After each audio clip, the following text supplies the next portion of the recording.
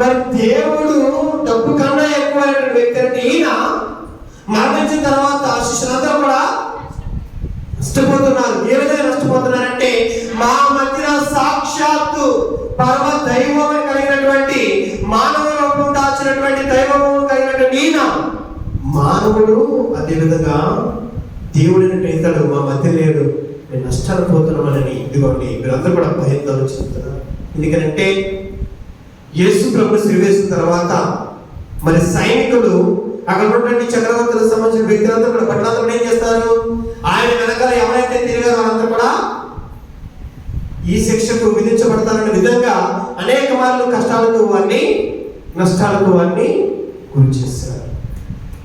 ఇక్కడ ఎవరు నష్టపోయారు తెలుసా? శిష్యులందరూ కూడా ఒక వ్యక్తిని నష్టపోతున్నారు. తల్లి కూడా కుమారుని అంటే వీరందరూ కూడా వీరిపై విడిచిపడతారని తెలిసి వీరందరూ కూడా భయంతో చెంది ఇదిగోండి ఎక్కడెక్కడో తిరుగుతూ దాక్కుంటూ ఉన్నారు. తెలుసా, మనం చూస్తూ ఉన్నాం పేతురు ఎన్నిసార్లు పొందుతూ ఉన్నాడు? ఎన్నిసార్లు? ఇప్పుడు చెప్పండి, కరెక్ట్గా చెప్పండి. ఎన్నిసార్లు? 10 ఆజ్ఞలు మీకు బాగా గుర్తొస్తున్నట్టు కదా కదా, అంతేనా సిస్టర్? What you say? 10 ఆజ్ఞలు బాగా గుర్తొస్తున్నట్టున్నాయి కదా మీకు. అందుకని ఎన్నిసార్లు పేతురు పొందుతున్నాడు? ఎన్నిసార్లు అమ్మా? వెనకాల చెప్తలేదు. ఎన్నిసార్లు? 3 సార్లు. అందరూ కూడా praise the Lord, hallelujah, hallelujah. Bible చెప్పండి, హల్లెలూయా, కరెక్ట్గా హల్లెలూయా, హల్లెలూయా. చెప్పేసారా? పేతురు గారు యేసు ప్రభుతో చక్కగా తిరిగిన వ్యక్తి.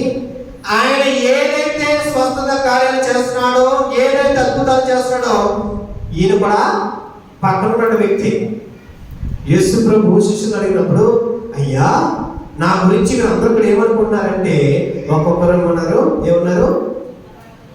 మీరు ప్రవక్తలో ప్రవక్త అయి ఉండొచ్చు, ఏలే కావచ్చు, మోషే కావచ్చు, ఇంకా అనేక ప్రవక్తలు ఒక లైన్ వచ్చేమో అని అందరూ అనుకుంటున్నారంటే, పేతురు నీవు నన్ను ఏమనుకుంటున్నావు అంటే ఏం చెప్పాడు? నీవు సజీవుడైనటువంటి దేవుని కుమారుడు. Praise the Lord, hallelujah, hallelujah. చూడండి ప్రియులారా, యేసు ప్రభుతో ఉన్న వ్యక్తి, యేసు ప్రభుతో కలిసి తిరిగిన వ్యక్తి, యేసు ప్రభు ఎక్కడైతే స్వస్థత చేశాడో ఆ సమయంలో ఉన్న వ్యక్తి పేతురు 3 సార్లు మొక్కుతున్నాడు. ప్రభుని గురించి చక్కగా సాక్ష్యాలు పలికినటువంటి పేతురే యేసు ప్రభు విషయంలో ఎందుకు మొక్కుతున్నాడు అని అంటే, ఈయన కూడా ఎక్కడ చంపుతారని చెప్పి ఆయన భయపడుతున్నాడు. నీవు అనగా యేసు ప్రభు సిలువేయబడిన తర్వాత పేతురు వెళ్తున్న సమయంలో దేవుడు చెప్తున్నాడు, ఈ క్రీస్తు ప్రభు, నీవు కోడి కూయక మునిపే నువ్వు నేను ఎవరినో తెలియదని నువ్వు ఎరగదవు చెప్పదవని ప్రభు చెప్పాడు ముందుగానే. అయ్యా నేను నిన్ను ఆ గుంపులో చూశానంటే ఆయనకు నాకు ఎన్నో సంబంధం లేదని మొదటిసారి చెప్పాడు. రెండోసారి నీవు ఆయన చేసే కార్యంలో నీవు కూడా ఆయనతో పాటు ఉంటూ ఆయన పక్కన ఉన్నటువంటి శిష్యులు కదా అంటే ఆయనకు నాకు ఎన్నో సంబంధం లేదని చెప్తున్నాడు. మూడోసారి కూడా నీవు ఆయనతో పాటు తిరిగిన వ్యక్తివే, ఆ యేసు ప్రభుతో ఉన్న వ్యక్తివే, నేను కళ్ళారా చూసిన వ్యక్తిని అని చెప్పి ఈ సైనికుడు అన్నప్పుడు కూడా ఏమంటున్నాడు? ఆయనకు నాకు ఎటువంటి సంబంధం లేదని ఎన్నిసార్లు చెప్పాడు? ఎన్నిసార్లు? 3 సార్లు చెప్పాడు. గుర్తుంచుకో, ఎన్నిసార్లు అమ్మా? 3 సార్లు. ఎవరు? పేతురు గారు. యోధా ఇస్కారియతు యేసు ప్రభుని ఎన్ని నాలుగు అమ్మేశాడు? ఎన్ని? సరిగ్గా చెప్పాలి. ఎన్ని చెప్పడం లేదు సరిగ్గా. 30, 39 ఎన్ని చెప్పాలి? 30 కదా. చూడండి ప్రియులారా, ఈ యోధా ఇస్కారియతు యేసు ప్రభుని ఎన్ని నాణేలకు? 30 నాణేలకు వేశాడు. 3 గుర్తుంచుకోండి. 3 అంటే ఇక్కడ 3, ఇక్కడ 3, ఇక్కడ 3. ఇద్దరు కూడా యేసు ప్రభుని శిష్యులే, యేసు ప్రభుతో ఉన్న వ్యక్తులే. అయితే పేతురు గారిలోనూ మధ్యలో జరిగిన తేడా ఏంటి అని అంటే, ఒక మంచి మాట మీకు ఈరోజు చెప్పబోతున్నాను. ఏంటి తెలుసా? పేతురు 3 సార్లు పొంగుతూ, ఇది నిజమే. కానీ చూడండి, యూదా ఇస్కరియోతు 30 వెండి నాణ్యాలు, అంటే ఆ సమయంలో ఆ కాలంలో 150 దినాలు, అంటే ఒక రోజు యొక్క కూలి పని. 30 వెండి నాణ్యాలు అంటే ఎంత? అంటే ఒక రోజు కూలి పని. ఇప్పుడు ఈ రోజు అనగా కూలి పని ఎంత మనకి? 450, 500, 600 కదా. ఆనాడు యూదా ఇస్కరియోతు 30 వెండి నాణ్యాల కంటే ఒక రోజు కూలి పనికి సంబంధించిన డబ్బు కోసం ఏం చేశాడు? చెప్పాలి, గట్టి చెప్పాలి. ఏం చేశాడు? యేసు ప్రభుని అమ్మేశాడు. ఇప్పుడు చెప్పండి, ప్రతి ఆదివారం గుడి జరుగుతుంది కదా మీ విచారంలో, మీ గ్రామంలో, మీ యొక్క సంఘాల్లో. మనం ఎంత నమ్మేస్తున్నాం యేసు ప్రభుని?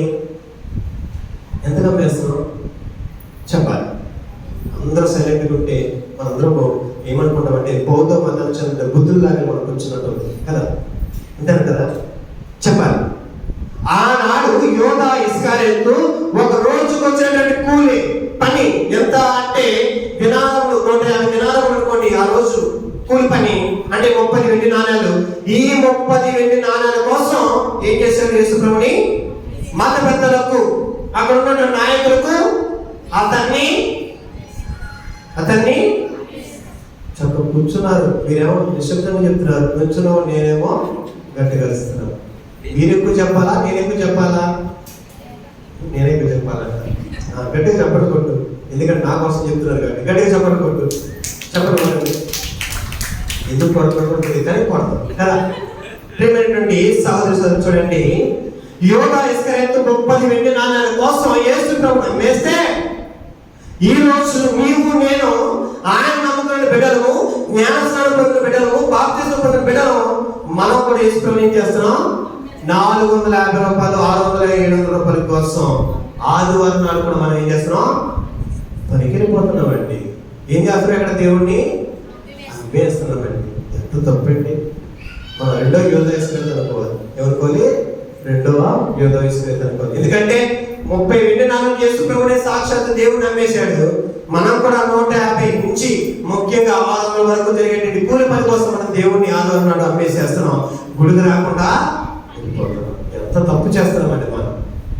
అయితే ప్రేమైనటువంటి సహోదర సోదరులారా, పేతురు మధ్యలో ఈ యూదా ఇస్కరియోతు మధ్య జరిగినటువంటి సంఘటన విషయం ఏం చెప్పాలనుకుంటానంటే, పేతురు 3 సార్లు పొంగిన తర్వాత ఏం చేశాడు చెప్పండి. ఇక్కడ చెప్పగలుగుతున్నా? పశ్చాత్తాప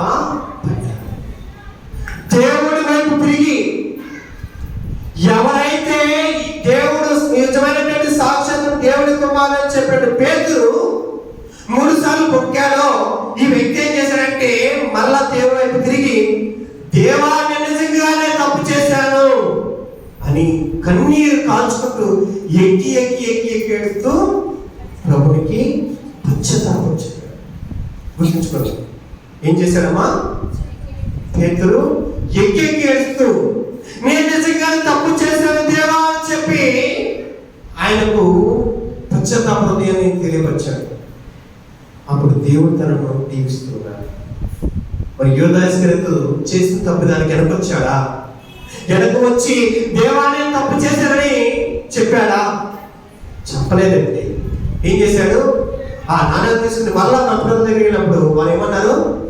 నీకు మాకు ఇటువంటి సంబంధం లేదు, నువ్వెవరో మేము ఎవరో అని చెప్పి అనగానే అక్కడ ఉన్నటువంటి విసిరేసి, ఆ నాణ్యాలు విసిరేసిన తర్వాత దానితోనే కొన్నటువంటి భూమిలోనే ఉరేసుకుని చనిపోయాడు. తన యొక్క పొట్ట పగిలి పేగులు బయటకు వచ్చి, ఆ భూమిని ఏమని పిలుస్తారు? ఏ భూమి? రక్తపు భూమి అంటూ ఉంటారు.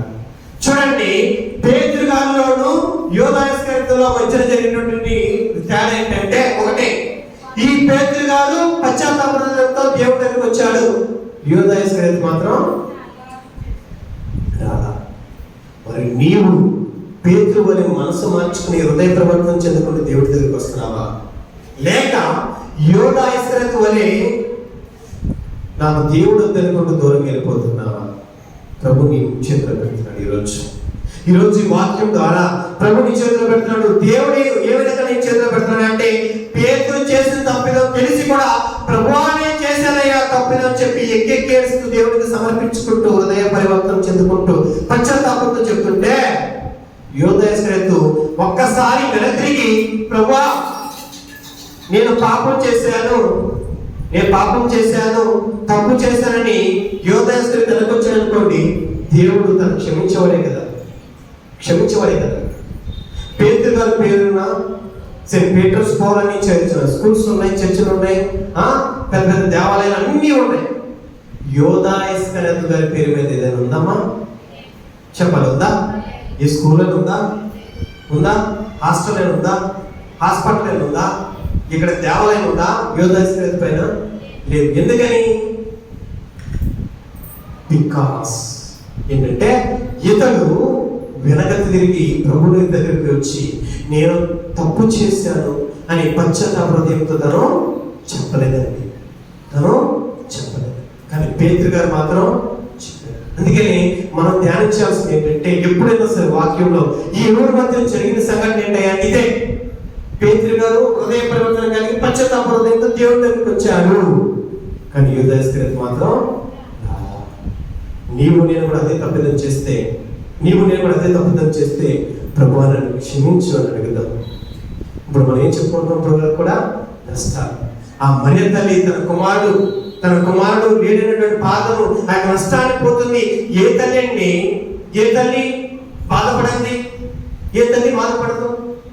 9 మాసాలు పోసి 9 మాసాలు తన గర్భంలో పెట్టుకుని పెంచుకుని దిగోండి 9వ నెల నాడు ఆమె గర్భం దిగోండి సుఖ ప్రసవం చెందుతూ బిడ్డకు జన్మించినట్టు ఈ తల్లి పడిన బాధ మొదటి నుండి చివరి వరకు కూడా మనం చూస్తూ ఉన్నాం.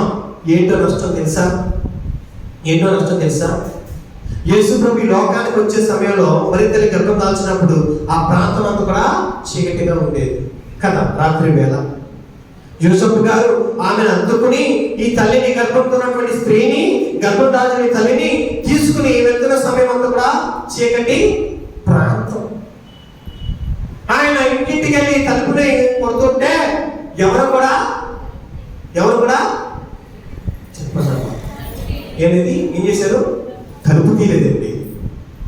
జోసెఫ్ గారు తన భార్య అయినటువంటి ఈ మరియ తల్లిని స్వీకరించిన తర్వాత తీసుకుని వెళ్తున్న సమయంలో ఇంటికి వెళ్ళి తలుపు కొడుతూ, అమ్మా నా యొక్క భార్య గర్భం దాల్చింది, శుభప్రసవానికి తయారవుతుంది, బిడ్డకు జన్మని సిద్ధంగా ఉంది, కొంచెం స్థలం ఇవ్వు అంటే ఎవరు కూడా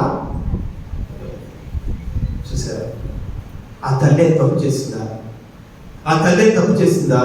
ఈ లోకానికి సాక్షాత్తు దేవుణ్ణి తీసుకురావడానికి సిద్ధమైన ఈ తల్లికి పట్ల ఏ కుటుంబం కూడా తలుపు చీకటి ప్రాంతం, కాంతు లేనటువంటి ప్రాంతం, వెలుగు లేనటువంటి ప్రాంతంలో ఆ యొక్క వీధుల ముందుకు వెళ్తున్న సమయంలో చీకటి ప్రాంతంలో ఆ తల్లి ఆ యొక్క చలికి తట్టుకోలేని స్థితిలో నడుచుకుంటూ వెళ్తున్న సమయంలో ఆమె గర్భంతో ఉన్న స్త్రీ ఇదిగో ఈ వేదన పడలేని స్థితిలో ఆమె ఈ లోకానికి పెట్టడానికి సిద్ధమైన సమయంలో అందరి దగ్గర అడుగుతున్నా కానీ ఎవరు కూడా తలుపు తీయలేదండి. ఎవరు కూడా స్థలం లేదని గెంటు వేస్తున్నారు. చివరకు ఒక ఇల్లు ఏమంటున్నారు? ఇంటి గల వాళ్ళు ఒక సత్రం ఉందండి. పశువులు ఉండేటువంటి పశువుల పాక మనం చక్కగా మంచిగా క్రిస్మస్ వచ్చేసరి మనకి లైట్లు పెట్టి డెకరేషన్ చేసి చక్కగా అని చక్కగా చేస్తూ ఉన్నాం కదా. పశువుల పాక ఎలా ఉంటుంది ఇప్పుడు చెప్పండి మీరు? దాన్ని చూస్తే మరోసారి వెళ్తారా? ముక్కు మూసుకుని పక్కకి వెళ్ళిపోతాం. ఏంటి ముక్కు మూసుకున్నామో అని చెప్పి ఎప్పుడు చూడండి విడూరంగా పక్కకి వెళ్తాం కదా. అవునా కదా? చెప్పాలి. ఎంతమంది అవునంటారు? చాలా మంది కాదంటారు. అవునా కదా? Praise the Lord. హల్లెలూయా. చూడండి ప్రియులారా, ఈ మురికిగా ఉండేటువంటి ఇష్టానుసారం ఉండేటువంటి చిరాకుగా ఉండేటువంటి ప్రాంతమైనటువంటి పశువుల పాకగా ఉన్నటువంటి దాంట్లో ఆ కుటుంబం చెప్పింది కొంచెం స్థలం ఇచ్చింది. ఎవరికి తెలుసా స్థలం ఇచ్చింది? ఈ లోకానికి రాబోయేటువంటి ఆ మహనీయుడికి పశువులు పాకండి. మనం ఎక్కడ పడుతున్నాం పెద్ద పెద్ద కిమ్స్ హాస్పిటల్లో, అమలాపురంలో కిమ్స్ హాస్పిటల్లో, లేకపోతే పెద్ద పెద్ద ఏమున్నాయి మరి ఇక్కడ మన నర్సాపురంలో తెలియదు కానీ పెద్ద పెద్ద హాస్పిటల్లో మనం ఏసీ ఉన్నటువంటి ఐసీ ఉన్నటువంటి చక్కగా నీట్గా ఉన్నటువంటి దాంట్లోనే పుట్టాలి. కానీ దేవుడేమో ఎక్కడ పుట్టాలి? పశువుల కొట్టంలో, పశువుల పాకలో, చిరాకు ఉండేటువంటి ప్రాంతంలో ఆయన పుట్టడం. ఎక్కడ న్యాయం అండి? ఎక్కడ న్యాయం? ఆ తల్లి గర్భం దాల్చండి, తల్లి బిడ్డకు ప్రసవన చేసే సమయంలో, ఆ బిడ్డకి లోకానికి ఇవ్వడానికి సిద్ధమైన సమయంలో ఆమె ఎంత బాధ అనిపించిందో చూడండి. ఆ బాధ చివరి వరకు వెళ్తుండగా అతను కోల్పోయిన నష్టానికి కూడా గురైపోయింది ఆ యొక్క మరియ తల్లి. గల కారణం తన కుమారుని మనందరూ కూడా ప్రసాదించింది.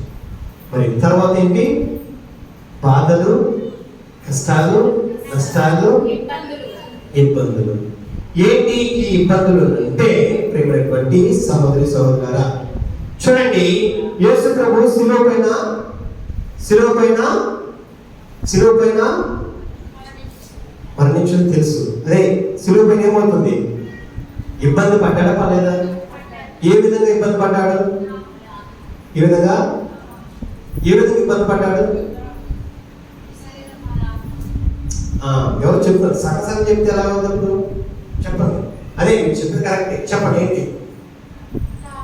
శిలువ పైన ఆయన ఇబ్బంది పడుతున్నాడు. ఏంటి ఇబ్బంది? దాహం అవుతుంది, దాహం అవుతుందని ఆయన శిలువ పైన ఆవేదన చెందుతున్నాడు, బాధ పడుతున్నాడు, ఇబ్బంది పడుతున్నాడు. ఒక వ్యక్తికి నీరు కావాల్సి వచ్చింది అనుకోండి, ఎలా ఉన్న వ్యక్తికి ఆ వ్యక్తి ఏం చేస్తాడు? నీరు ఎక్కడ దొరికిద్దా అని వెతికేసుకుంటాడు, పరిగెత్తుకుంటూ వెళ్ళిపోతాడు. ఎందుకని? నీరు తాగకపోతే మనం బతకలేం కదా. అలాంటి స్థితిలో ఆ ప్రభువు ఇబ్బంది ఏ విధంగా పడతాడంటే, శిలువ పైన దాహం అవుతుంది అనగానే ఎవరు కూడా కొంచెం మంచినీళ్ళు పట్టడానికి కూడా సంసిద్ధులుగా తయారవడం. నేను కూడా అంతే. ఎదురు వ్యక్తి ఆపదలు ఉన్నప్పుడు, ఎదురు వ్యక్తి అనేకమైనటువంటి ఒక సహాయం కోసం అడిగినప్పుడు మనం ఏం చేస్తాం? మన మొహం చాలేస్తాం. మన ఇంట్లో ఉన్నా సరే ఆ వ్యక్తి మనం అంటే ఇద్దరు పడేటువంటి ఇబ్బందుల్లో ఉన్నప్పుడు మనం చేయాల్సింది ఏంటంటే, నేనున్నానని చెప్పి ఒక మాట అంటే చాలు. అతనికి నువ్వేది కూడా చేయవలసిన లేదండి. హాస్పిటల్లో వ్యక్తి ప్రాణాపాయ స్థితిలో ఉన్నప్పుడు నువ్వేం చెప్పాలి? నీ చావు చావదని చెప్పాలా? ఏం చెప్పాలి? మేమందరం కూడా ఉన్నాం, ఇటువంటి బాధపడదని చెప్తే ఆ ఇబ్బందుల్లో ఉన్న వ్యక్తి ఏమవుతాడు? తన కుటుంబ సభ్యులు ఏమవుతారు? నాకంటూ ఎవరో ఉన్నారు, నా కుటుంబ సభ్యులు, నా బంధుమిత్రులు, నా తోబుట్టులు, నా కుటుంబ నా గ్రామానికి సంబంధించిన వ్యక్తులు నాకు అండగా ఉన్నారు, నీడగా ఉన్నారు, నా ఇబ్బందుల్లో వారు ఉన్నారని చెప్పి వారు సంతోషంగా ఉంటారు. ప్రేమైనటువంటి సహోదరి సోదరులు, యేసు ప్రభు కూడా అంతే. శిలువ పైన ఆయన వేలాడుతున్న సమయంలో ఇబ్బందులు పడ్డాడు. ఆయనే ఇబ్బంది పడతాం, మనం కూడా అనేక వాళ్ళు ఇబ్బంది పడుతున్నాం. కానీ మన జీవితంలో ఇబ్బంది పడినప్పుడు ఆయన గుర్తించుకోవాలి. ఎందుకు దేవుడు నాకు మాత్రమే ఇబ్బంది ఇస్తున్నాడు అని అంటే మనకు ఒక మాట చెప్పబడుతుంది ఏంటంటే, గాయాన్ని చేయువాడు అతనే, గాయాన్ని అంటే మానుకోవాడు కూడా అతనే. ప్రైజ్ ది లార్డ్, హల్లెలూయా, హల్లెలూయా. దేవుడు చూడండి, గాయాన్ని కూడా చేయువాడు ఆయనే, గాయం కూడా మానుకోవాడు కూడా ఆయనే. కానీ మీరు అర్థం చేసుకోవాల్సింది ఏంటంటే, అసలు ఎందుకు గాయం చేయాలి, ఎందుకు మార్చాలి? ఇదో ప్రశ్న. చెప్పండి, ఎందుకు ఆయన గాయం చేయాలి? ఎందుకని మళ్ళీ ఆయన గాయాన్ని కట్టి మార్చాలి? ఎందుకని? ఇక్కడ ఏం జరుగుతుంది అంటే, ఈ గాయం చేయడం ద్వారా, గాయం మార్చడం ద్వారా మధ్యలో జరిగేది ఏంటి అంటే, నీలో విశ్వాసం ఉందా లేదనేటువంటిది తెలుసుకోవడం కోసమే. ప్రైజ్ ది లార్డ్, దేవునికి స్తోత్రం. అందరూ కూడా చాలా నీరసం అయిపోయినట్టున్నారు కదా, అంతేనా? Shall we stand up? అందరం కూర్చుందామా? కూర్చుందాం, ఎందుకంటే చాలా సేపు కూర్చున్నట్టున్నారు కదా. కూర్చుందాం, అందరూ కూడా కూర్చుందాం.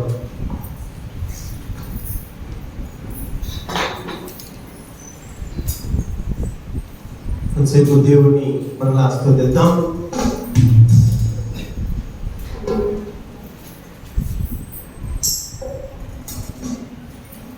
తండ్రి దేవా స్తుతి స్తోత్రము, తండ్రి దేవా స్తుతి స్తోత్రము. తండ్రి దేవా స్తుతి స్తోత్రము, తండ్రి దేవా స్తుతి స్తోత్రము, తండ్రి దేవా స్తుతి స్తోత్రము, తండ్రి దేవా స్తుతి స్తోత్రము.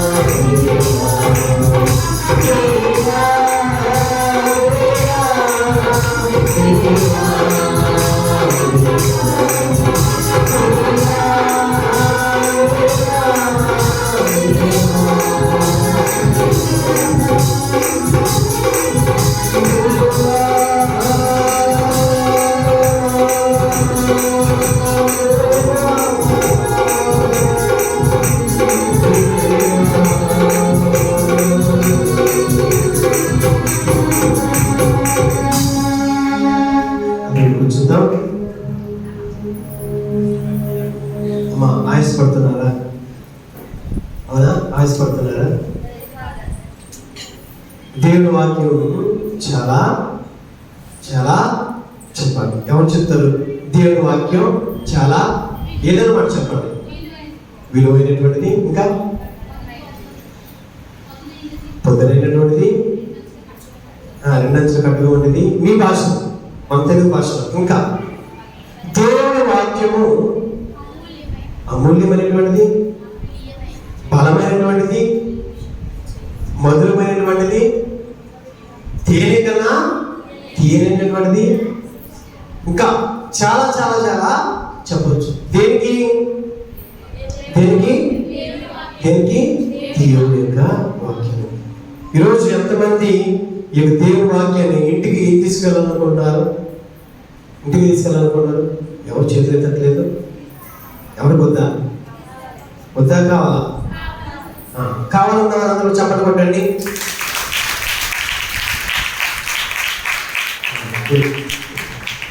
ఎవరైతే నిద్రపోతారో గట్టిగా చప్పట్లు కొట్టండి. ఎవరైతే నిద్రపోతారో గట్టిగా చెప్పండి. ఎవరైతే దేవుని వాక్యం విన్నారో గట్టిగా చప్పట్లు కొట్టండి. ఎవరైతే దేవుని వాక్యం విన్నారో గట్టిగా చప్పట్లు కొట్టండి. ప్రియమైనటువంటి సహోదరి సహోదరులారా, వినేటప్పుడు చాలా శ్రద్ధగా వినాలి. గుర్తుంచుకోండి. మీ పిల్లలు కూడా చెప్పండి, వినేటప్పుడు శ్రద్ధగా వినాలి. ఏం చెప్తున్నారని వినాలి. మాట్లాడేటప్పుడు ఏ విధంగా మాట్లాడాలో స్పష్టంగా మాట్లాడాలి. వినేటప్పుడేమో శ్రద్ధగా వినాలి, ఆలకించాలి. మాట్లాడేటప్పుడేమో స్పష్టంగా అర్థవంతంగా మాట్లాడాలి. అర్థమవుతుందా? ఇది తెలుసుకుంటే నిజంగానే మీ జీవితంలో ఎటువంటి ఆటంకాలు, కొన్నిసార్లు సగం వింటాం, మనం ఏమిటాం? సగం వింటాం, సగం వినం. ఏం చేస్తాం? సగం మాట తేలిపోతాం, ఇష్టానుసారంగా మాట్లాడతాం కదా. అదేంటో చక్కగా పరిపూర్ణముగా మంచిగా స్పష్టంగా వినాలనుకోండి, మనం మంచిగా మాట్లాడగలం కదా. కాబట్టి ఈరోజు కూడా నేను చెప్పే వాక్యాన్ని మీరు మంచిగా వింటే ఇంటికి వెళ్ళినప్పుడు మీరు మంచిగా మీ కుటుంబంతో పంచుకోగలరు కదా. ఏం పంచుకుంటారండి? ఇంటికి వెళ్ళిన తర్వాత భర్త అండి భార్యకు అవకాశం ఇచ్చి చేరుకుంటున్న విషయం కన్ఫర్మ్గా చెప్తారు. అంతేనా? తప్పకుండా చెప్తారు. చూడండి, ప్రియమైనటువంటి సహోదర సోదరులారా, ఇప్పటివరకు కూడా మనం విన్నాం బాధలు, కష్టాలు, నష్టాలు, ఇబ్బందులు. చివరిది అవమానం. ఏంటి అవమానం అంటే? యూదుల్లో పుట్టినటువంటి వ్యక్తి ఎవరంటే ఎవరో యూదులందరూ కూడా ఏం తలంచారంటే, ఏం ఆలోచించారంటే, యేసు ప్రభు మా చెప్పాలి. యేసు ప్రభు యూదులందరూ కూడా ఒక మాట అనుకున్నారు. ఏంటి మాట అంటే, మా జాతి వాడు. ఎవరుకున్నాడు? అందరూ ఎవరుకున్నారు? యేసు ప్రభు యూదుడు కాబట్టి, యూదుల మధ్యలో పుట్టాడు కాబట్టి ఈయన రక్షకుడని పిలువబడుతున్నాడు, దేవుడిని పిలువబడుతున్నాడు, దేవుడి కుమారుని చెప్పబడుతున్నాడు. కాబట్టి యూదులు కాబట్టి, మేము యూదులు కాబట్టి, ఇతడు మావాడు కాబట్టి మమ్మల్ని ఆయన మమ్మల్ని చెప్పండి అమ్మ ఏం చేస్తారంట? రక్షిస్తాడని ఎవరు అనుకుంటున్నారు? యూదులందరూ కూడా అనుకుంటున్నారు. దేవుడు ఈ లోకానికి వచ్చింది ప్రత్యేక విధంగా దేవుని సన్నిధికి వచ్చేటువంటి ఈ యొక్క కథోలిక సంఘస్థులు మాత్రమే కాదు, దేవుడు నమ్ముకున్న వ్యక్తులకే కాదు, దేవుడి సకల జాతి చెందినటువంటి అన్యులకు కూడా, ముస్లిమ్స్ కూడా, అందరికీ కూడా ఆయన దేవుడు. Praise the Lord. Hallelujah, hallelujah. చూడండి, ఈయన అన్య జాతులు కూడా దేవుడు. యూదులందరూ కూడా అనుకున్నారు, ఇతడు మా యూదులకు సంబంధించిన వ్యక్తి కాబట్టి, ఇతడు మానవ వ్యక్తి కాబట్టి, మమ్మల్ని కూడా రక్షిస్తాడు కాబట్టి వాళ్ళందరూ చక్కగా హాయిగా ఉన్నారు. ఎవరి పట్ల? యేసు ప్రభుని పట్ల. చూడండి, వాళ్ళ మధ్యలో పెరిగిన వ్యక్తే వారి మధ్యన పెరిగిన వ్యక్తి ఏ విధమైన ఇబ్బందులు పడ్డాడంటే సిలువ వేయడానికి సిద్ధమైంది ఎవరంటే యూదులే. ఇది ఎంత అవమానం! మా జాతి వాడు, మా వాడు అని చెప్తున్నటువంటి వ్యక్తులే ఆయన ఏం చేస్తున్నారు? సిలువమాను మోసేటువంటి భారానికి ఆయన్ను తీసుకువెళ్తున్నారు. ప్రియమైనటువంటి సహోదరులు, కాబట్టి ఇతడు నిజమైనటువంటి యూదుల రాజుని ఎక్కడ చెప్పబడుతుంది అని అంటే సిలువ పైన రాసినటువంటి ఆయన పలక పైన కనబడుతుంది. ఇదిగో ఇతడు నజరేయుడైన యూదుల రాజు. రాజు అంటే అర్థం ఏంటి? పరిపాలించేటువంటి వారు, కింగ్ కదా. రాజు అంటే ఈ రాజు కాదు కదా, కదా. నా పేరు కూడా రాజు, ఈ రాజు కాదు. ఆయన నిజమైనటువంటి యూదులు అయినటువంటి యూదుల రాజు అంటే ఇతడు ఇదిగోండి సర్వ సృష్టిని పరిపాలించేటువంటి గొప్ప భాగ్యం ఉంది ఇతరులో ఉంది. అవమానం ఏంటంటే యూదులందరూ కూడా ఇతరులు కూడా మా యూదులకు సంబంధించిన వ్యక్తి కాబట్టి అతన్ని అవమానపరిచారు. తన ముఖంపై ఏం చేశారు? ఉమ్ము వేశారు. తన ముఖంపై ఎంత అవమానం అండి! ఈ లోకాన్ని ప్రజలను పరిపాలించడానికి, ఈ లోకాన్ని శాసించడానికి, ఈ లోకాన్ని జయించడానికి, ఈ లోకంలో రక్షణ తీసుకురావడానికి సిద్ధపడినటువంటి ఇతరులు ముఖంపై ఉమ్ము వేస్తున్నారు, అవమానపరుస్తున్నారు. అనేటువంటి సహోదరి సహోదరులారా, మనం కూడా ఆ ప్రభుని విషయంలో చాలాసార్లు అవమానం పరుస్తూ ఉంటాం. నిజంగా పరుస్తాం లేదా? అవమానం పాలు చేస్తాం లేదా? ఇప్పుడు నేను ప్రశ్న అడుగుతాను, మిమ్మల్ని అందరినీ కూడా సమాధానం చెప్పండి. మీరందరూ కూడా ఇక్కడ ఉన్నవారందరూ కూడా క్రైస్తవులేనా? చేతులెత్తండి. ఇతర సంఘస్థలకు సంబంధించిన వ్యక్తులైనా, అన్యులైనా, ఎవరైనా వచ్చారు మాకు మీరందరూ కూడా క్రైస్తవులేనా? మా క్రైస్తవులందరూ చేతులు పైకి ఎత్తని చెప్తాను ఒక మాట. గుడ్, చాలా మంచిది. అందరూ కూడా చేతులు బాగా మంచిగా పైకి పెట్టారు. గుడ్, చాలా హ్యాపీ. నేను అడిగిన ప్రశ్న సమాధానం చెప్పండి. నిజంగానే మీరు క్రైస్తవులేనా? కదా, ప్రశ్న అర్థమైంది కదా అందరికీ? ఇప్పుడు చెప్పండి. చేతులు ఎత్తున ఒకసారి గుర్తుంచుకోండి. ఈ ప్రశ్న సరిగ్గానండి. నిజంగానే మీరు అందరూ కూడా క్రైస్తవులు అయితే ఏ విధంగా మీరు చెప్పగలరు నేను క్రైస్తవుని? నవి టెల్ మీ. ఇప్పుడు చెప్పండి. చేతులు ఎత్తాను. ఎవరైతే అన్నారో మీరు క్రైస్తవులను చేతుల పైకి ఎత్తండి. చాలా చేతులు ఎత్తారు. ప్రశ్న వచ్చే వాళ్ళకి తొలగించారు. Tell me who are those Christians? ఇక్కడ ఉన్న వాళ్ళు మీరు అందరూ కూడా అడుగుతారు. మళ్ళీ నేను అడుగుతున్నా, ప్రశ్న అర్థం కావుతారనుకోండి. నేను చెప్తాను. మనం ఇక్కడ ఉన్న వాళ్ళందరూ క్రైస్తవులేనా? అవునండి కూడా చెప్పండి అమ్మా. నాలుగు చెప్పారమ్మా. చెప్పండి, ఏంటి క్రైస్తవులేనా? చేతులు పైకెత్తండి. మేము క్రైస్తవులమే, దేవుని బిడ్డలమే, క్రైస్తవులన్నా చేతులు పైకెత్తండి. గుడ్, అలా వచ్చాను. ఇదే ప్రశ్న అడుగుతున్నాను. మీరు క్రైస్తవులు అనడానికి ఏ విధంగా చెప్పగలరు? క్రియల ద్వారా. నేను క్రైస్తవులని ఏ విధంగా చెప్పగలం? ఒక వ్యక్తి, హైందవ కుటుంబానికి సంబంధించిన వ్యక్తి, అన్ని జీవితాలు జీవించిన వ్యక్తి వచ్చి నేను అడిగాను అనుకోండి ప్రశ్న, ఏమండి మీరు క్రైస్తవులు అంటే? అవునండి నేను క్రైస్తవుని చెప్తాం. అవునా? చెప్తాం కదా. ఎందుకని చెప్తాం? మన చేతిలో బైబిల్ ఉందనుకోండి, ఇదిగోండి నేను బైబిల్ పట్టుకున్నాను, దేవుడు నమ్ముకున్నాను, దేవుడిని విశ్వసిస్తున్నాను, నదిలో 40 సార్లు మునిగాను, నేను దేవుని బిడ్డని చెప్తాను కదా. దేవుని బిడ్డని చెప్తాను. ఆ వ్యక్తి నేను అడిగినప్పుడు నీవు క్రైస్తవుడువా అని అడిగినప్పుడు ఎస్ ఐఎమ్ క్రిస్టియన్ అని నువ్వు ఎలా చెప్పగలవు? ఇప్పుడు నేను మిమ్మల్ని అడుగుతున్నాను. మీరందరూ చేతులు పైకి ఎత్తారు కదా, ఎత్తు వాళ్ళందరూ నాకు తెలిసి చేతులు ఎత్తున్నారు. ఇప్పుడు నేను మిమ్మల్ని అడుగుతాను, మీరు క్రైస్తవులని చెప్పడానికి నిదర్శనం ఏంటి? మీరు క్రైస్తవులా అంటే అవునండి అన్నారు. ఏ విధంగా చెప్పగలరు క్రైస్తవులని? ఒక హైందవ కుటుంబానికి సంబంధించిన వ్యక్తి వచ్చి నేను ప్రశ్న వేస్తే ఏ విధంగా సమాధానం చెప్తాం? ఆయన ముఖం ఆకాశం వైపు, నేల వైపు చూద్దామే. చెప్పు, సమాధానం ఏం చెప్తావు? ఎవరు చెప్తారు? Simple answer. రియల్గా ఇప్పుడు వరకు చెప్పు ప్రసంగం అంతా వింటే మీకు తెలుస్తుంది ఆన్సర్. చెప్పండి మా నేను నచ్చి అడిగానుకో, ఒక హైందవ కుటుంబ వ్యక్తి వచ్చి నేను అడిగాడమ్మా ముస్లిం ఒక వ్యక్తి వచ్చి నేను అడిగాడమ్మా, ఒక సహోదరుడు వచ్చి నేను అడిగాడు, అయ్యా నువ్వు క్రైస్తవువా? అమ్మా నువ్వు క్రైస్తవుడు అంటే, అవును నేను క్రైస్తవుని చెప్తాం. ఏ విధంగా చెప్తాం? విశ్వాసంతో. గుడ్, విశ్వాసంతో చెప్తాం. ఇంకా నమ్మకంతో చెప్తాం, భక్తితో చెప్తాం, మమకారంతో చెప్తాం, ఆకారంతో అనేకారంతో చెప్తాం. ఇంకా చెప్పు, గర్వంగా చెప్తాం. అదే ఏ విధంగా చెప్తాం? ఎస్ ఐఎమ్ ఏ క్రిస్టియన్, నేను క్రైస్తవుని ఏ విధంగా చెప్తాం?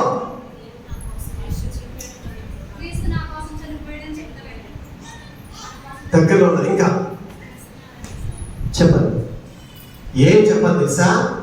నా దేవుడు మరణించి మూడవ దినం నాడు. ఇది కూడా కష్టంగా చెప్తే ఎలాగా?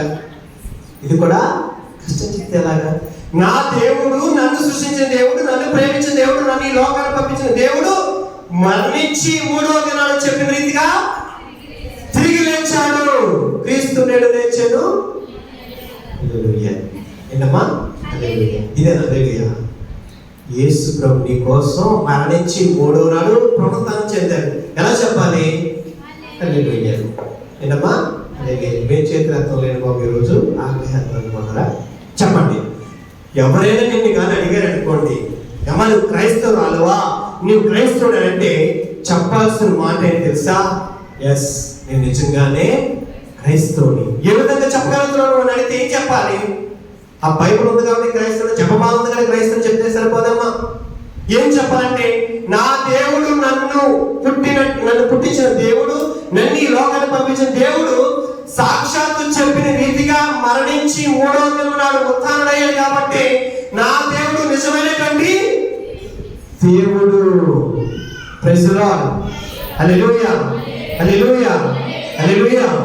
చూడండి ప్రియులారా, ఇప్పుడు చెప్పండి, మీరు క్రైస్తవులా? అవునండి. ఇప్పుడు చెప్పండి, ఆన్సర్ చెప్పండి. ఏ విధంగా మీరు క్రైస్తవులు? ఎంత చెప్పినా సరే ఇంకా చెప్పట్లేదంటే చెప్పండి కొట్టండి. మంచిగా ఆన్సర్ చెప్పనందుకు, ఆన్సర్ చెప్పినందుకు చెప్పండి కొడతాం. చూడండి, ఎవరైనా నేను అడిగినప్పుడు ఈ సమాధానం చెప్పడం ద్వారా ఆ వ్యక్తి ఏం తెలుసుకుంటాడో తెలుసా? నిజంగానే నీ దేవుడు మరణించిన వ్యక్తి ఆత్మతో శరీరంతో లేవనెత్తబడతాడా? ఇదంతా కూడా ఆ వ్యక్తికి ఆశ్చర్యంగా అనిపిస్తుంది. ఈ లోకంలో ఏ వ్యక్తి కూడా ఈ ప్రపంచంలో మరణించిన తర్వాత చెప్పిన రీతిగా మూడవ దినం నాడు ఏ వ్యక్తి కూడా తిరిగి లేవలేదు. కానీ మన దేవుడు, నా దేవుడు, నా తండ్రి, నన్ను కన్న తండ్రి క్రీస్తు భగవానుడు చెప్పినట్టుగా సమాధి నుండి మూడవ దినం నాడు లేవనెత్తబడ్డాడు. గట్టిగా చెప్పబడతాం. ఇది మీ సాక్ష్యం, ఇది మీ సాక్ష్యం. ఇక్కడ ఉన్నట్టు అందరూ అనుకుంటున్నారు, ఇక్కడ పాటలు పాడేటువంటి మా బృందం, మా గలంగి సాగతాల గలంగి బృందం, ఇక్కడ ఉన్న వాళ్ళ సిస్టర్లు అందరూ అనుకుంటారు. వీళ్ళందరికీ మీకు తెలుసు కదా, రాజు ఫాదర్ వచ్చినప్పుడు ఎలా ఉన్నాడో, అంటే బ్రదర్ వచ్చినప్పుడు చిన్న పిల్లవాళ్ళ ఉన్నాడు. ఏనాడు కూడా మాట్లాడిన వ్యక్తి ఈనాడేంటి ఇలాగ మాట్లాడుతున్నారని వీళ్ళందరూ కూడా ఆశ్చర్యంగా చూస్తారు. వచ్చిన ఆశ్చర్యం కూడా ఆశ్చర్యం, వీళ్ళు ఆశ్చర్యం చూస్తే నాకు ఇంకా ఆశ్చర్యం ఉంది. ఇది అప్పటి నుంచి ఎప్పుడు వరకు సిస్టర్ గారు వీళ్ళందరూ కూడా ఆశ్చర్యంగా చూస్తున్నారు. ప్రియమైనటువంటి సహోదరి సహోదరుడా, ఎందుకని ఈ మాట నేను చెప్తున్నానంటే, నువ్వు నిజంగా దేవుడు నమ్మిన బిడ్డవైతే, ఎవరైతే నేను అడుగుతున్నారో ఈ ప్రశ్న, నీవు ఎప్పుడైతే తెల్లముగా ఎటువంటి మనస్పర్ధం లేకుండా చెప్పనా వద్దా, చెప్తే ఏంటి చెప్పకపోతే ఏంటి అనుకుంటే కాదండి, నీ దేవుడు మరణించింది, నిన్ను కన్నటువంటి దేవుడు, నిన్ను లోకాన్ని పంపించిన దేవుడు నువ్వు చెప్పే విధంగా అంటే సాక్షాత్కారంగా నా దేవుడు పునరుత్థానం చెందాడు చెప్పినట్టుగా మరణాన్ని గెలిచిన వ్యక్తి, మరణాన్ని ఉరివేసిన వ్యక్తి, ఈ మహనీయుడు నువ్వు ఎప్పుడైతే చెప్తావో అప్పుడు ఆ వ్యక్తి నిజంగానే నువ్వు చెప్పిన మాటకు గాను తన మనసు మార్చుకుని నీ దేవుని సన్నిధికి వస్తాడు. Praise the Lord. Hallelujah, hallelujah. ఈ లోకంలో నువ్వు చేయాల్సింది ఏం కాదు. ఈ లోకంలో నువ్వు వచ్చిన తర్వాత వెళ్ళిపోయిపోతే నువ్వు చేయాల్సింది ఏం తెలుసా? ఏంటి తెలుసా? నువ్వు ఈ లోకంకి వచ్చిన తర్వాత వెళ్ళిపోయే ముందు ఏం చేయాలి తెలుసా? ఒక వ్యక్తి యొక్క ఆత్మ నువ్వు రక్షించాలి. ఏం చేయాలి? రక్షించాలి అంటే నువ్వు సాక్ష్యం ఎత్తాలి, సాక్ష్యం చెప్పాలి. నిజమైన దేవుడు నా పట్ల అనేక కార్యాలు చేశాడు, నా దేవుడు నన్ను నేను నమ్మిన దేవుడు నన్ను ఎప్పుడు కూడా విడనాడలేదు, ఎడబాయలేదని చెప్తావో ఆ వ్యక్తి నమ్ముతాడు. ఆ వ్యక్తి నువ్వు ఏదైతే చెప్తావో తన మనసు మార్చుకుంటాడు. ఇదిగోండి, అవమాన పాలైనటువంటి వ్యక్తి ఈనాడు నువ్వు చెప్పినట్టు మాట ద్వారా ఏమవుతున్నాడు? రక్షించబడుతున్నాడు. ఇతడు అవమానపడితే క్రీస్తు భగవాను, ఈ క్రీస్తు భగవాను అవమానం చెందితే భూమి వేయబడి తన యొక్క తలలో ఈ శిరస్సున పెట్టిన ముళ్ళ కిరీటం ద్వారా తను ఏనాతీనముగా తనపై ఉన్న వస్త్రాలు కూడా తీసివేసినా సరే, ఆయన అవమానం పడినా సరే నేను రక్షించాడంటే ఆయన నీ పట్ల ఏం ప్రేమ చూపుతున్నాడు? చాలా అద్భుతమైనటువంటి ప్రేమ చూపుతున్నాడు. తెలుసుదా? చూడండి, శ్రమలు దాని యొక్క ఫలితాలు. శ్రమలన్నీ కూడా అవి కూడా మనం చూసాం. ఏంటిది? కష్టాల. చెప్పండి, ఏంటిదమ్మా? బాధలు, నష్టాలు, కష్టాలు, ఇబ్బందులు, అవమానాలు. అందరూ కూడా మర్చిపోదు. మొట్టమొదటి చెప్దాం వల్ల బాధలు, కష్టాలు, నష్టాలు, ఇబ్బందులు, అవమానాలు. ఇవన్నీ కూడా దేంట్లో ఉన్నాయి? శ్రమల్లో ఉన్నాయి. అయితే ఈ శ్రమల్లో ఉన్నటువంటి ఈ పడడం ద్వారా, ఈ శ్రమలు పడడం ద్వారా ఏమవుతుందంటే, శ్రమలు పడడం ద్వారా ఏమవుతున్నాం? ఫలితాన్ని పొందుతున్నాం. ఏంటి ఫలితం? పునరుత్థానమే ఫలితం. అర్థమైందా? శ్రమలు దాని యొక్క ఫలితాలు. ఇవన్నీ కూడా ప్రభు పడ్డాడు కాబట్టి ఈనాడు నీవు నేను తలెత్తుకు తిరిగే రీతిగా నేను మనం చేశాడు. ఈయన కానీ, ఈ క్రీస్తు ప్రధానుడు కానీ ఒకవేళ మరణించిన తర్వాత 3వ నాడు చెప్పిన రీతిగా లేవలేదనుకోండి, సమాధానం ఈరోజు మనం తలెత్తుకు తిరుగుతామా? ఈరోజు మనందరం గుడికి వస్తారా? ఇక్కడ దాకా వస్తారా? రాదు. ఎందుకని ఆయన చెప్పిన రీతిగా లేవలేదు కాబట్టి. ఆయన సాక్షాత్తు దేవుడు కుమారుడైతే చెప్పిన రీతిగా మరణం తర్వాత పునరుత్థానం చెందాలి కదా. మరి చెందనప్పుడు ఆయన విశ్వసిస్తావా? విశ్వసించావు కాబట్టి, ఆ ప్రభుని విశ్వసించావు కాబట్టి ఆయన చెప్పిన రీతిగా మరణించి ఫలితం ఏంటి అంటే, ఆ గుడ్ రిజల్ట్ ఏంటి అంటే, ఆయన 3వ దినం నాడు సమాధించి ఆత్మతోనూ శరీరంతో లేవనెత్తబడ్డాడు. ఇతడు నిజమైనటువంటి క్రీస్తు భగవానుడు. Praise the Lord. Hallelujah, hallelujah. ప్రేమైనటువంటి సహోదర సోదరులారా, ప్రభు మనకి ఇచ్చినటువంటి శ్రమల్లో ఆయన మనం అందరినీ కూడా పాలుపంచుకునే విధంగా మనం చేసాడు. చాలా గొప్ప అవకాశాన్ని మనకు చూపించాడు. అయితే మనం చూస్తున్నాం, యేసు ప్రభువు తను అనేకమైనటువంటి స్వస్థతలు చేశారు. ఎవరు చేశారు చెప్తారా? ఎవరు చేశారు?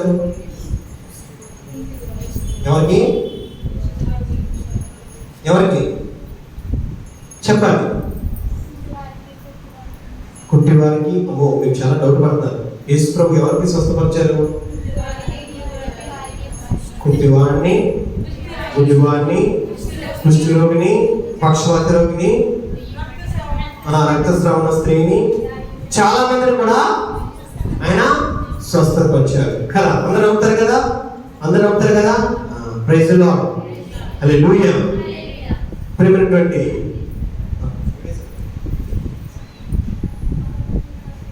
ప్రైజ్ ది లార్డ్ చెప్పండి. Praise the Lord. Hallelujah, hallelujah. చూడండి ప్రేమైనటువంటి సహోదరి సహోదరులారా,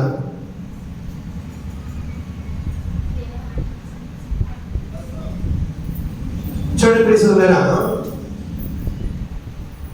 యోహాను శుభవార్త 5వ అధ్యాయము 1 నుండి 18 వచనాలు ఒకసారి చదివినట్లయితే, 1 నుండి 18 వచనాలు చదివినట్లయితే, అంటే 18 వచనాలు చదివితే ఇక్కడ మనం చూస్తున్నాం, ఒక కోనేటి వద్ద ఒక కార్యం జరుగుతుంది.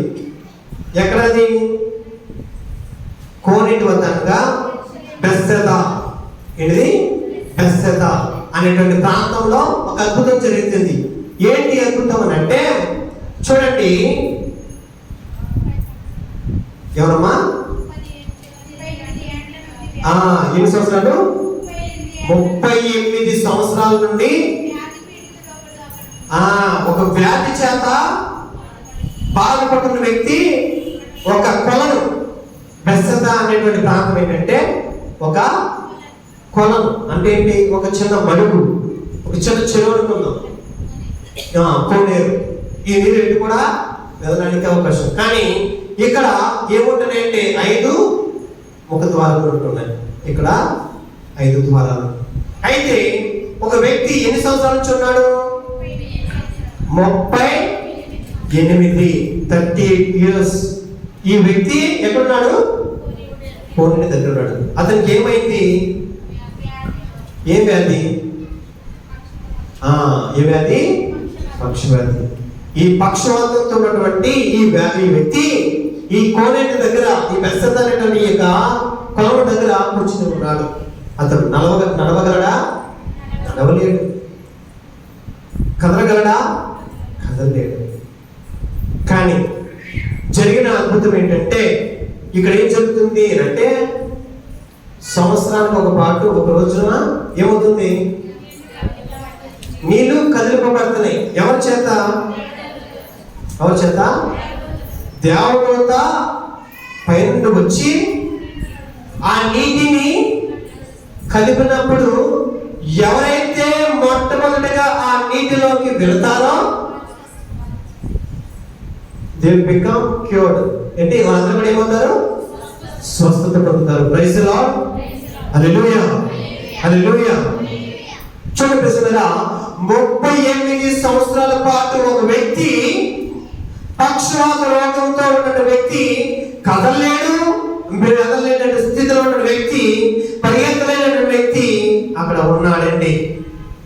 ఇదిగోండి, పరలోకం నుండి దేవునికి దూత వచ్చినప్పుడు ఆ నీటిని కలిపినప్పుడు ఎవరైతే మొట్టమొదటిగా దాంట్లోకి వెళ్తారో, ఆ నీటిలోకి దూకుతారో వారు స్వస్థత పొందుతారు.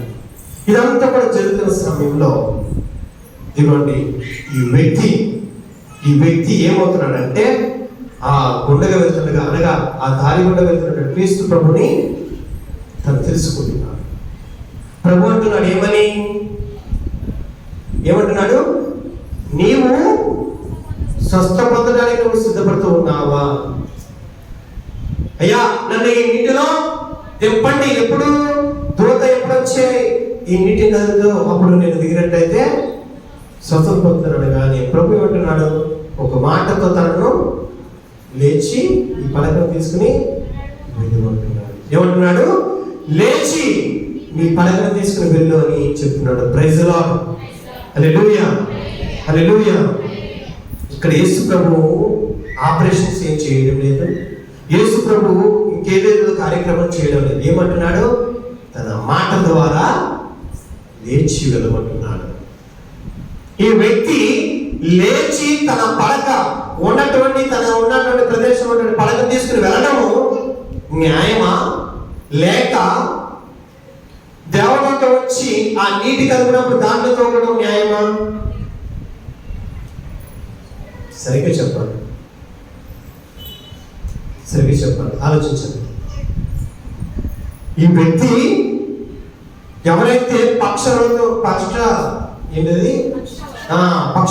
ఉన్న వ్యక్తి, 38 సంవత్సరాల వ్యక్తి, యేసు ప్రభు ఒక మాట చెప్పాడు, లేచి నడుచుకుంటూ వెళ్ళు, ఈ పడకను తీసుకునే మాట అది ముఖ్యమా? లేక ఆకాశం నుండి వచ్చేటువంటి దూత వచ్చి నీటి కలిపినప్పుడు దాంట్లో తోకడం ముఖ్యమా? ఈ రెండింటిలో ఏది ఎక్కువ? రెండు కష్టమేనంటారు మనకి. ఏది ఎక్కువ? మా ఎనకున్న వాళ్ళు చెప్పాలి. ఇవి ఇక్కడ ఉన్న వాళ్ళు అక్కడ బాగా శ్రద్ధగా చెప్తారు. అమ్మ గంట చెప్పండి. దాన్ని దేవుడు మాట వినటువంటి వీరు కోపంగా చూడకండి.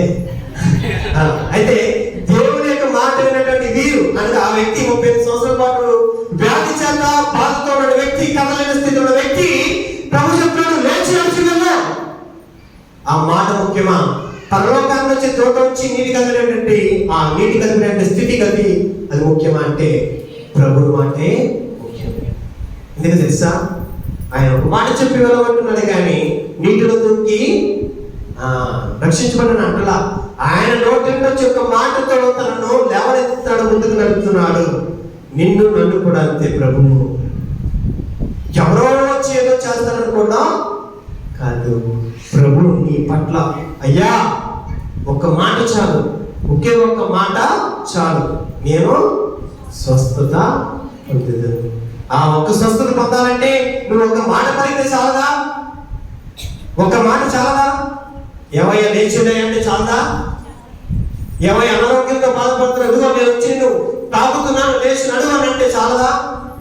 రక్తస్రావంతో పడే స్త్రీ, బాధపడే స్త్రీ, ఉన్నటువంటి తన జీవితాంతంలో పడేటువంటి బాధ తట్టుకునే స్థితిలో ఉన్నటువంటి స్త్రీ ఎంత బాధను అనుభవించిందో చూస్తూ ఉన్నాం. ప్రేమ సోదరులారా, ఆమె ఏం చేసింది? ప్రభు యొక్క అంగి తాగగానే స్వస్థత. మనం గుర్తించుకోండి, ఏ రోగం ఉన్నా, ఏ జబ్బు ఉన్నా, ఏ వ్యాధి ఉన్నా మనం గుర్తించాల్సిన ఒకటే ఏంటి తెలుసా? ఎవరో వస్తారు ఏదో చేస్తారు కూడా కాదు, నా దేవుడు నన్ను స్వస్థపరుస్తాడు. అందుకే అన్నాడు కదా, గాయం చేయవాడు అతనే, గాయాన్ని ఆపువాడు కూడా అతనే. మరి ఈ బాధలు వచ్చినప్పుడు ఈ బాధను తీసివేయడానికి సులభం కాదా? ఏమా, నీకు ఎంత కష్టాలు ఇచ్చిన దేవుడు, నీకు ఇంత ఇబ్బందులు ఇచ్చిన దేవుడు, ఇబ్బందులు కష్టాలు అన్ని కూడా ఇక్కడ ఇచ్చిన దేవుడు, వాటన్నిటిని ఒక మాటతో తీయడం ఆయనకి సులువు కాదా? సులువే. మరి 38 సంవత్సరాల వ్యక్తిని ఒక మాటతో లేవనెత్తి ముందు పంపుతున్నాడంటే అక్కడ ఉన్నటువంటి ధర్మశాస్త్ర బోధకులు, పరిశీలకులు ఏమన్నా తెలుసా? ఇతను ఇష్టానుసారంగా చేస్తున్నారు. వాళ్ళని కూడా ఏంటి, ఇతను నీటిలో దిగితేనే రక్షించబడినట్టు. మరి ప్రభు చెప్పిన మాట విని వెళ్ళినంత మాత్రాన వాళ్ళు దాన్ని గమనించడం లేదు. ప్రియమైనటువంటి సహోదర సోదరులారా, ఇక్కడ మనం గమనించవలసింది ఏంటంటే దేవుని యొక్క మాటే మనకు ముఖ్యము. కుటుంబంలో మన జీవితంలో గమనిద్దాం. కుటుంబంలో మనకు చాలా చాలా చాలా సమస్యలు వస్తాయి కదా. అందుకని మీ అందరూ కూడా చెప్తూ ఉన్నాను, ఏంటి బాధలు కష్టాలు అంటే కుటుంబంలో మనం చూస్తూ ఉన్నాం. కుటుంబంలో అనేకమైన కష్టాలు వస్తాయి, అనేకమైన బాధలు వస్తుంటాయి. వాటి నుండి విముక్తి మనకు ఉండదు. కానీ విముక్తి కావాలంటే మనకు కావాల్సింది ఏంటంటే దేవుని యొక్క ప్రేమ. ఆ ప్రేమ ఉంటే, దేవుడు నమ్మకం ఉంటే, దేవుడిపై నమ్మకం ఉంటే తప్పకుండా మన జీవితంలో ఆనందం వస్తుంటుంది. ప్రేమైనటువంటి సహోదరి సోదరులారా, ఏంటి ఆ ఆనందం అని అంటే చూడండి, ఇప్పుడు పౌలు గారు కొలస్సీలకు రాసిన లేఖ 3వ అధ్యాయము 18వ వచనం చదువుకుందాం.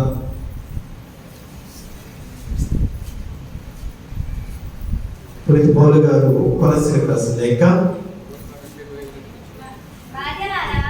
మా మైక్ తీసుకుని చదువుతారు. మీరు మీ భర్తలకు విధేయులుగా ఉండుడు, క్రీస్తుకు చెందిన వారుగా మీరు చేయవలసిన కార్యమిది. ఏమంటున్నారు ఇక్కడ? భార్యలారా, మీరు మీ భర్తలకు విధేయులుగా ఉండుడు. విధేయత కలిగి ఉండండి.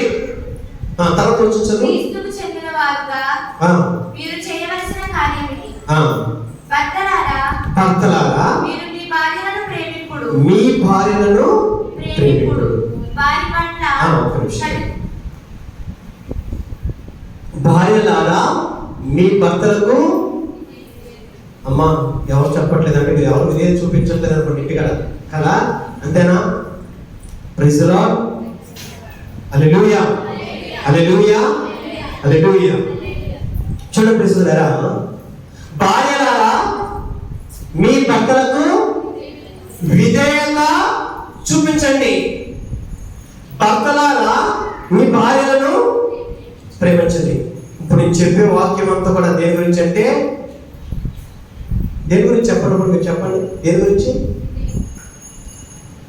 గురించి? మన కుటుంబం గురించి. దేని గురించి? మనం ఇప్పుడు వరకు కూడా దేవుడు చేసిన కార్యాలన్నీ కూడా చూసాము. ఇప్పుడు మన కుటుంబం యొక్క విలువలు తెలుసుకోవాలి. ఏమిటంటే ఈ చివరి భాగం అంతా కూడా మనం తెలుసుకొస్తుంది ఏంటంటే, ఇప్పుడు వరకు ఏంటంటే వాక్యం అంతా కూడా మన మనసులో పెట్టుకుంటాం. ఇంటికి వెళ్ళి భర్త భార్య ఇరువురు కూడా ఒకరి పట్ల ఒక ప్రేమ లేకపోతే విధేయత లేకపోతే ఏమవుతుంది? వాక్యం అంతా కూడా వ్యర్థమే. గంగలో పోసినటువంటి ఏమవుతుంది? పన్నీరు అన్నట్టు అన్నారు కదా, అలాగా అయిపోతుంది. కాబట్టి ప్రియమైనటువంటి సహోదరి సోదరులారా, పునీత పౌలు గారు కొలస్సీయులకు రాసిన లేఖలో చదివినటువంటి వాక్యం ఏంటంటే, భార్యలారా మీ భర్తలకు విధేయత చూపించండి, భర్తలారా మీ భార్యలను ప్రేమించండి. ఈ వాక్యాన్ని ఒకసారి మన యొక్క మనసులో పెట్టుకుందాం. ఒకనాడు గమనించండి, అందరూ కూడా వినాలి, అందరూ కూడా వినాలి, శ్రద్ధ వహించండి. ఒకనాడు ఒక కుటుంబం జరిగిన సంఘటన ఏంటంటే, వివాహమైంది భార్య భర్తలు ఇరువురు కూడా. వారి వివాహమై 25 సంవత్సరాలు అవే. ఎన్ని సంవత్సరాలు అంటే ఏంటి? ఈ జూబ్లీ అంటే మనం దాన్ని సిల్వర్ జూబ్లీ అన్నమాట కదా. 25 సంవత్సరాలు అయ్యాయి. అయితే భర్త అన్నాడు భార్యని, నేను నీకు విడాకులు ఇవ్వాలనుకుంటున్నాను, ఈ విడాకుల పత్రంపై సంతకం పెట్టని. ఎవరంటున్నారు? చెప్పాలి. మీరు మాట్లాడలేదంటే మీకు అర్థం కానట్లే. అమ్మ వెనకాల ఎవరమ్మా? భర్త అంటున్నాడు. ఎవరితో? భార్యతో అంటున్నాడు. ఇదిగో నేను నీకు విడాకులు ఇవ్వాలనుకుంటున్నాను, ఈ విడాకుల పత్రంపై సంతకం పెట్టాను. కానీ భార్య ఏం చెప్తే హాయిగా జాలీగా వచ్చేసి పెళ్లి చేసి సంతకం పెట్టేద్దా? ఏం చేద్దామా? ఏం చేస్తే ఆలోచించింది. ఏం చేస్తుంది? ఆలోచిస్తుంది. నా భర్త 25 సంవత్సరాలు ఇరువురు మధ్యన కూడా ఎటువంటి గొడవ లేదు, ఎటువంటి విభేదాలు లేవు, ఇటువంటి కష్ట నష్టాలు ఎటువంటి కూడా మేము పడలా. కానీ నా భర్త నన్ను విడాకుల పత్రంపై ఈ 25 సంవత్సరాల తర్వాత జరిగేటువంటి జూబ్లీ పండుగ జూబ్లీ రోజు నాడు విడాకుల పత్రంపై సంతకం పెట్టమన్నాడని భార్య ఏం చేసింది? చాలా బాధపడేదండి. ఎంత బాధ అండి! 25 సంవత్సరాలు కలిసి మెలిసి హాయిగా సంతోషంగా ఉన్నటువంటి ఇద్దరు 25 సంవత్సరాల తర్వాత జూబ్లీ రోజు నాడు భర్త అన్నాడు విడాకుల పత్రంపై సంతకం పెట్టమంటే భార్య ఆనందపడుతుందా? చెప్పండి, ఆనందపడుతుందా? ఎంతమంది చెప్తారు ఆనందపడుతుందని? అందరూ వింటారైతే ఆనందపడదండి. చాలా కన్నీరు అయిపోతుంది. కానీ ఆ తల్లి ఎప్పుడు కూడా బయటికి చెప్పుకోలేకపోయింది. అయితే భార్య ఒక కండిషన్ పెట్టింది. ఒక కండిషన్. ఏంటి ఆ కండిషన్ చెప్పగలరా? కండిషన్ అంటే ఏంటి అర్థం? ఏంటి? షరతు. భర్తకు పట్ల ఒక షరతు పెట్టింది. నేను ఈ విడాకుల పత్రంపై సంతకం పెట్టాలంటే నువ్వు ఒక షరతు నువ్వు ఒప్పుకోవాలి. ఏమిటి ఆ షరతు? మీరు చెప్పండి. మన కుటుంబంలో చూస్తుంటాగా, నాకు ఈ పండగకి చేరుకోకపోతే మాత్రం ఉపమాత్రిగా ఉండదు. ఏంటి? ఉపమాత్రిగా ఉండదు అని అంటాం కదా. కొనపోతే ఏంటి? సాయంత్రం వచ్చి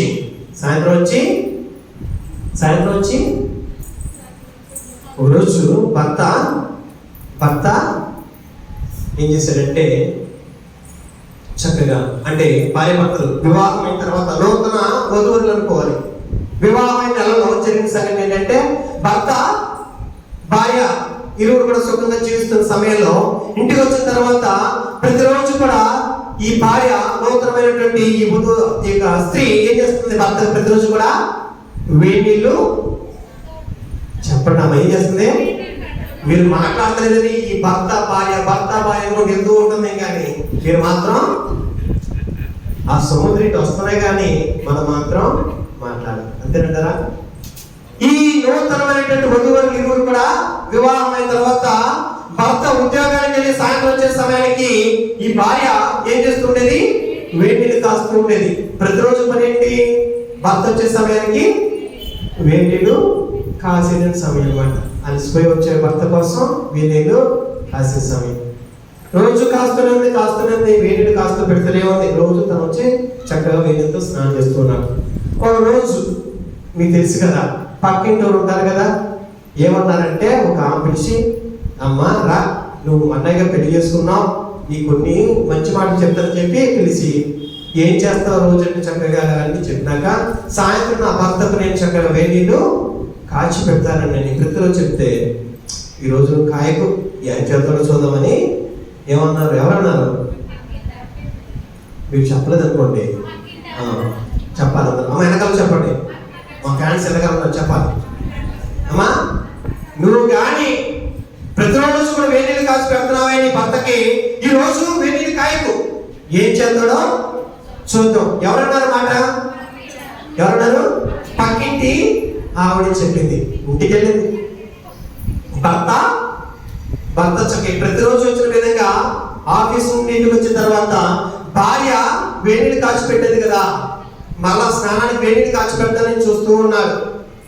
భర్త వచ్చి భార్యని అడిగాడు, వేడిని స్నానం కంటే ఏం మాట్లాడుతున్నా ఏంటి, ఏం మాట్లాడుతున్నా? తర్వాత భర్త అడుగుతున్నాడు, వేడి లేనంటే వేడి లేని ఏం చెప్తున్నాడు? అలాగే చూస్తున్నాడు. భార్య ఏం చెప్పేదాన్ని, వేడిలో ఏమిలో అయితే ఏం చేస్తాం చలితో స్నానం చేస్తాం అన్నాడు. ఏమన్నాడు? సిస్టర్ ఏమన్నాడు? భార్య నేను వేడిలు పెట్టనని చివాట్లేస్తే భర్త ఏమన్నాడు? ఏముందలే ఈ రోజుకి చలితో స్నానం చేస్తున్నాడు. మన జీవితంలో కూడా అలాగే చేస్తుంటారు. అయితే ఈ భార్య భర్తలు ఇద్దరు కూడా విడాకుల పత్రంపై సంతకం పెట్టమని భార్యను అడిగినప్పుడు భార్య ఏమంటుంది? ఒక షరతు పెడుతుంది. ఏ షరతు అని తెలుసా? ఏమండి, 25 సంవత్సరాలు చక్క మంచిగా జీవించాం, ఆనందంగా జీవించాం. ఇదిగో నన్ను వివాహమైనప్పుడు చక్క సినిమాలు తీసుకెళ్లారు, పార్కులు తీసుకెళ్లారు, సముద్రం ఒడ్డు తీసుకొచ్చారు, పుణ్యక్షేత్రం తీసుకెళ్ళి చక్క అన్ని తీసుకెళ్లారు కదా. నాకు ఆనాడు ఏదైతే 25 సంవత్సరాలు చేశారో మరలా మీరు నాకు అదే చెయ్యండి, తప్పకుండా నేను విడాకులపై సంతకం పెడతానని ఎవరు అంటున్నారు? భార్య అంటుంది. భర్త మరలా సముద్రం దగ్గరకు, మన యొక్క పుణ్యక్షేత్రాలకు, సినిమాకు, చక్క పార్కుకి వెళ్ళి తీసుకెళ్తూ మొదలెట్టాడు అనుకోండి, మరలా విడాకుల పత్రాలు గుర్తొస్తాయా? రావండి. ఎందుకు? మరలా ఆ ప్రేమ అనేటువంటిది కొనసాగించబడుతూ ఉంటుంది. ఏమవుతుంది? ఈ భర్త ఈ విడాకుల పత్రంపై సంతకం గురించి ఎందుకు అడుగుతున్నాడంటే, ఈ భార్య భర్తల మధ్య ఉన్న ప్రేమ ఏమవుతుంది? సన్నగిలిపోతుంది. ఈ సన్నగిలిపోవడం ద్వారా వీరిద్దరి మధ్య ఏమవుతుంది? విడాకుల పత్రం అనేటువంటి ఒకటి వస్తుంది. నువ్వు ఎప్పుడైతే ప్రేమ కలిగి నీ భార్యను ప్రేమగా చూస్తావో, నీ భార్యను చాలా స్వీకరించి గౌరవించి తను హత్తుకుంటావో నీ గుండెలకు, నువ్వు భార్యగా నువ్వు భర్తగా ఇద్దరు కూడా ఒకరినొకరు అర్థం చేసుకుని కష్టంలోను, సుఖంలోను, వ్యాధులను, బాధలను, సౌఖ్యం అన్నింటిలో నేను ప్రమాణంగా ప్రామాణికంగా ఉంటాను దేవుని సమక్షంలో ముందుగా ప్రమాణం చేసావే, మరి కష్టం వచ్చినప్పుడు ఏం చేస్తావు? నీ బాధను పడు, నా బాధనే పడదు. నీ బాధ నువ్వు పడు, నా బాధనే పడదు. వ్యాధులు వచ్చినప్పుడు నీ బాధను పడు, నా బాధనే పడదు అని చెప్పి మనం చేస్తాం. ఎంత తప్పు చేస్తున్నామండి. భార్య భర్తలుగా కుటుంబంలో మనం ఒక వెలుగుగా ఉన్నాడు. మనం మన ఇంట్లో ఎదుగుతున్న బిడ్డల ముందు ఎలా ఉంటున్నామండి? బూతులు మాట్లాడుతూ ఉంటాం, ఇష్టానుసారంగా మాట్లాడుతుంటాం, కొట్లాటలు కొడుతూ ఉంటాం. భార్య భర్తలు అందరూ కూడా తగాదాలు పెట్టుకుంటూ ఉంటారు. ఎదుగుతున్నటువంటి బిడ్డలు నువ్వు ఏ విధంగా చేస్తున్నావో వారు అలాగా అదే విధంగా చూస్తూ ఉంటారు. ప్రేమైనటువంటి సహోదరి సహోదరులారా, ఈనాడు దేవుడు నీ సమక్షంలో చెప్తున్నాడు, ఇదిగో దేవుడి సమక్షంలో నువ్వు ప్రమాణం చేశావే, ప్రభువా నేను నీ సమక్షంలో ప్రమాణం చేస్తున్నాను. అన్ని విషయాల్లో, కష్టంలోను, వ్యాధులను, బాధలను, అన్ని కూడా సౌఖ్యములను ప్రమాణికంగా ఉంటానని ప్రమాణం చేసిన వ్యక్తివి ఆ ప్రమాణం ఏమైపోతుంది? పక్కన పెట్టేస్తున్నావు. నువ్వు నిజంగా దేవుని బిడ్డగా ఉంటున్నావా? ఇదిగోండి భార్యలారా, మీ భర్తలను విధేయత కలిగి జీవించండి. వారి పట్ల భర్తలారా మీ భార్యను ప్రేమించండి. శిలాపుత్రులేసి జ్ఞాన గ్రంథంలో చదువుతున్నాం. ఇవన్నీ ఈ మాటలు ఏమని చెప్పబడుతున్నాయంటే, తల్లిని సన్మానించేవాడు, తండ్రిని గౌరవించేవాడు నిధిని చేరుకున్నట్లే, దేవుని యొక్క దీవెనలు పొందినట్లే. బిడ్డలు అనగా నీవు తల్లిదండ్రులు నీ బిడ్డలను ఏ విధంగా పెంచుతావో, ఏ విధంగా వారి యొక్క పోషణకైనా నీ యొక్క శ్రమను వారికి తెలిసే విధంగా చేస్తావో, తప్పకుండా వారి జీవితాంతం కూడా వారు సుఖంగా ఉంటారు, ఆనందంగా ఉంటారు. ఒక తల్లిగా తండ్రిగా నీ బిడ్డలను పట్టించుకోకుండా నాకెందుకు నేను విడిచిపెట్టేస్తావో, వారి జీవితంలో వారి తర్వాత వచ్చే బిడ్డలు కూడా అదే రూపంలో చేస్తూ ఉంటారు. ఒకనాడు కొడుకు తన తల్లిని చెప్పి తీసుకొచ్చాడంటే, అనాథ ఆశ్రయానికి, వృద్ధులు ఉన్నటువంటి ఆశ్రమంకు, నేను పనిచేసే దగ్గర కూడా ఉంటుంది సెయింట్ జోసెఫ్ వృద్ధుల ఆశ్రమం అని ఉంటుంది. అక్కడ కూడా అంతే, ముసలి ప్రాయమైనటువంటి తల్లిదండ్రులు కూడా అక్కడ ఉంటారు. ఇదిగోండి ఒక్కడికి ఏం చేశాడు, తన తల్లిని అమ్మా నేను ఒక చోట తీసుకెళ్తానని చెప్పి ఇదిగోండి తీసుకుని వెళ్తూ ఆ తల్లిని అంటున్నాడు, ఇదిగోండి తన తల్లిలో ఈ యొక్క సామానంతా కూడా సదిరేసి అక్కడ పెట్టేసి ఆ తల్లిని ఏం చెప్తున్నాడు, ఇక్కడ నుంచో నేను మరలా వస్తానని చెప్పి ఈ వృద్ధాశ్రయం ముందు అక్కడ విడిచిపెట్టి వెళ్ళిపోయాడు. తల్లి అనుకుంటుంది, నా కొడుకు వస్తాడేమో, నా కొడుకు నన్ను తీసుకెళ్తాడేమో అని చెప్పి ఎండలో, వానలో, చలిలో, ఈ మరి దారుణమైనటువంటి స్థితిలో ఆ తల్లి ఎదురు చూస్తుంది. అందరూ కూడా అంటారు, అమ్మా ఈ కొడుకు రాడు వచ్చి అంటే ఏమని తెలుసా, నా కొడుకు నన్ను వస్తాడు, నన్ను తీసుకెళ్తాడని ఎదురు చూస్తూ ఉంటుంది. ప్రియమైనటువంటి సహోదరి సహోదరులారా, మనం చూస్తున్నాం లోకా శుభార్తలో, మత్తయి శుభార్తలో చూస్తున్నాం, నువ్వు ఏ కొలతో కొలుస్తావో అదే కొలతో కొలవబడతావు. నీ బిడ్డలు ఏ విధంగా ఎదురు చూసుకుంటావో, ఏ విధంగా నువ్వు పెంచుతావో అదే రీతిగా వారు